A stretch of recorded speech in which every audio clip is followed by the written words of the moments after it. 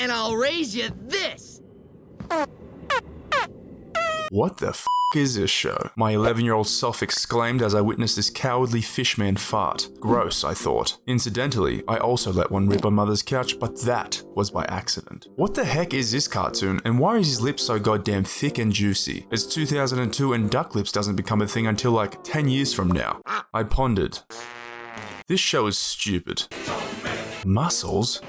Wrestling? I actually like all of these things, and now I like this show. Wrestling, farts, comedy, and cartoons. These are all the ingredients you need to make a young lad hooked on a television show. If you haven't heard of the 2002 anime Ultimate Muscle, the Kinnikuman Legacy, well, let me share some insight with you all. This quirky shonen may look like the dumbest thing in the world, but don't be fooled. There is an awkward charm to it that will make you fall in love with this delightfully silly show. However, is that my nostalgia speaking, or does Ultimate Muscle have what it takes to wrestle with the changing times of 2022, or is it a smelly that should be forgotten?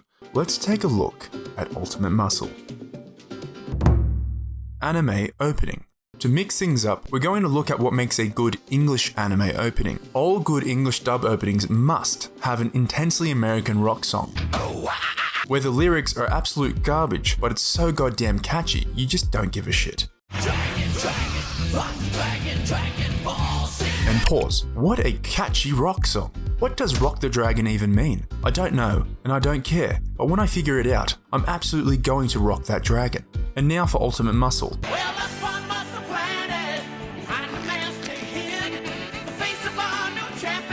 That is a tick for Ultimate Muscle, and also bonus points if the opening song is just the title of the anime sung repeatedly.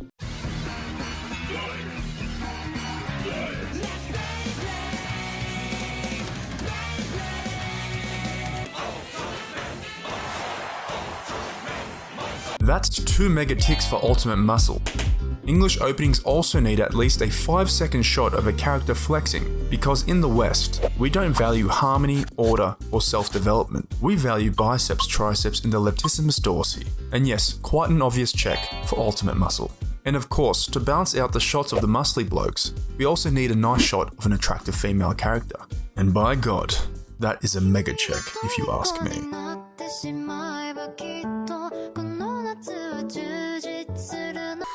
We also need a shot of the main character showing off their signature move, as it is important for merchandising and brand recognition, but also for school kids in the playground to easily emulate what their favorite character is doing, and therefore embarrassing themselves in front of all their classmates. 5 minutes later, they're running home, crying because everyone was calling you Go-Fart instead of Goku, eventually resulting in you becoming a deeply closeted weeb, and never sharing your interests with anybody that wasn't a close relative, until many years later you let it all out and start making internet videos about anime in hopes to prove all those 6-year-old cunts wrong about calling you Go-Fart. It wasn't even a creative name. So yes, that's a tick for Ultimate Muscle. And finally, there needs to be a cool hero shot of the main cast. Yes, beautiful. Ultimate Muscle perfectly encapsulates everything that makes a good and catchy English anime opening. And Go-Fart is a stupid fucking name as well. Moving on. Art style and animation.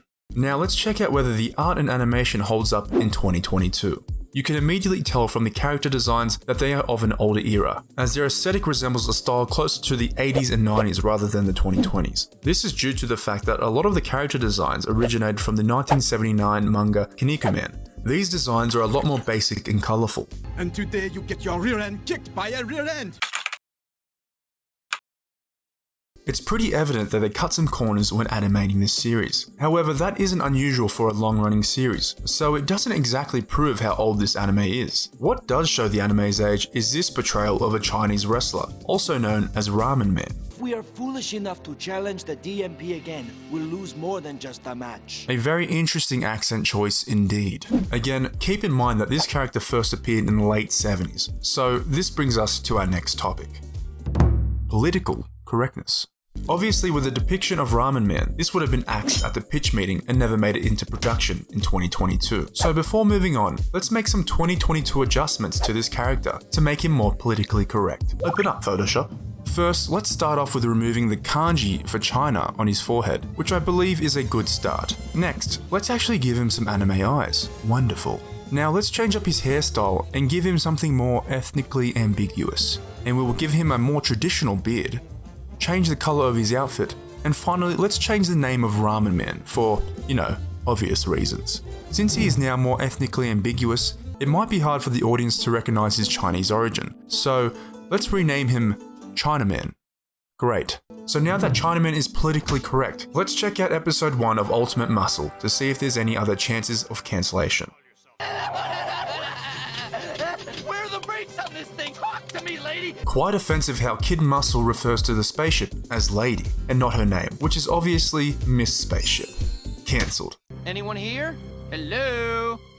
Breaking and entering, that's against the law. Cancelled.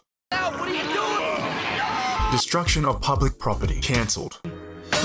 Stepping on food and now I'm hungry. Cancelled. But you are correct that I'm from out of town. Did my accent give it away? Offensive English accent. Cancelled. Also, the word Chinaman is very offensive. Chinaman? Is it? Cancelled. In all seriousness, Ultimate Muscle is a decent comedy anime. It has some dated animation and struggles to know exactly who its target audience is, but I recommend giving Ultimate Muscle a watch for a couple of good chuckles. And now remember to like the video and subscribe to the Call Me Mick channel.